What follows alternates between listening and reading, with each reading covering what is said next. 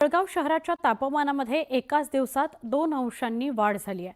आज पारा 42.5 अंशांवर गेलाय। गेल्या वर्षी 7 एप्रिलला तापमान 41.9 अंशांवर होतं। जळगाव शहरासह राज्यात उष्णतेच्या लाटेची शक्यता हवामान विभागाने वर्तवली आहे। याचा प्रत्यय आज जळगावकरांना आला। जळगाव जिल्ह्याचा तापमानाचा पारा आज 42.5 अंशावर येऊन टेपलेला आहे।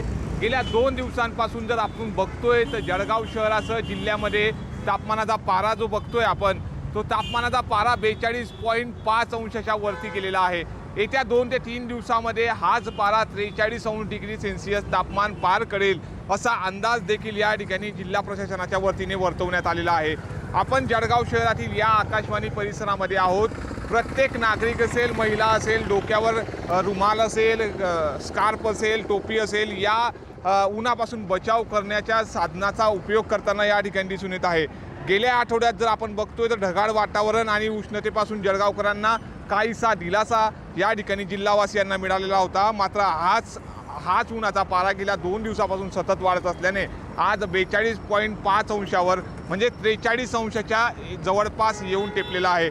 त्यामुळे आपण जर बघतो तर शीतपेयांच्या दुकानावर असेल, मठ्ठा असेल, लस्सी असेल, थंड पेय या ठिकाणी मोठी गर्दी जळगाववासियांची या ठिकाणी झाल्याचे दिसून येत आहे। उन्हाच्या कडाक्यापासून कुठेतरी विश्रांती मिळावी यासाठी शीतपेय घेताना जळगावकर नागरिक दिसून येत आहे। उन्हाचा कडाका हा जो आहे तो सकाळी 9 वाजेपासून तर रात्री 9 वाजेपर्यंत या उन्हाच्या वाफा या जळगाव जिल्हावासियांना लागताना दिसत आहेत आणि दुपारच्या वेळेस बऱ्याचशा रस्त्यांवरती शुकशुकाट देखील या ठिकाणी पाहावयास मिळतोय। यामुळे या उन्हाच्या पाऱ्यापासून तापमानापासून वाचण्यासाठी जिल्हा प्रशासनाच्या वतीने काही सूचना देखील जारी करण्यात आलेल्या आहे। घराच्या बाहेर निघताना प्रत्येकाने डोक्यावर टोपी असेल, रुमाल असेल, स्कार्फ असेल याचा उपयोग करावा जेणेकरून उन्हाचा फटका कोणाला बसू नये अशीच अपेक्षा जिल्हा प्रशासनाच्या वतीने या ठिकाणी जिल्हावासियांना सतर्कतेच्या सूचना देखील देण्यात आलेल्या आहे। 43 अंशाच्या जवळपास येणारा हा जळगाव जिल्ह्याचा पारा आज 42.5 अंशावर आलेला आहे। 2 दिवसांमध्ये हाच तापमानाचा पारा अजून वाढेल असं देखील मत जिल्हा प्रशासनाच्या वतीने अंदाज या ठिकाणी व्यक्त करण्यात आलेला आहे। नितीन नांदुरकर, न्यूज 18 लोकमत, जळगाव। चंद्रपूर जिल्ह्यात काल 43.6 इतक्या तापमानाची नोंद झाली।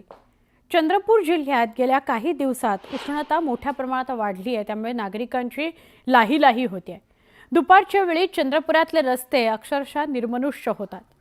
जलाशयाच्या पाण्याची पातळीमध्ये देखील घट होताना दिसते। तापमानाचा पारा नवीन उच्चांक गाठताना दिसतोय। एप्रिल महिन्याच्या सुरुवातीला तापमानाने उच्चांक गाठला। मे महिन्यात काय होणार अशी भीती, अशी चिंता लोकांना वाटते।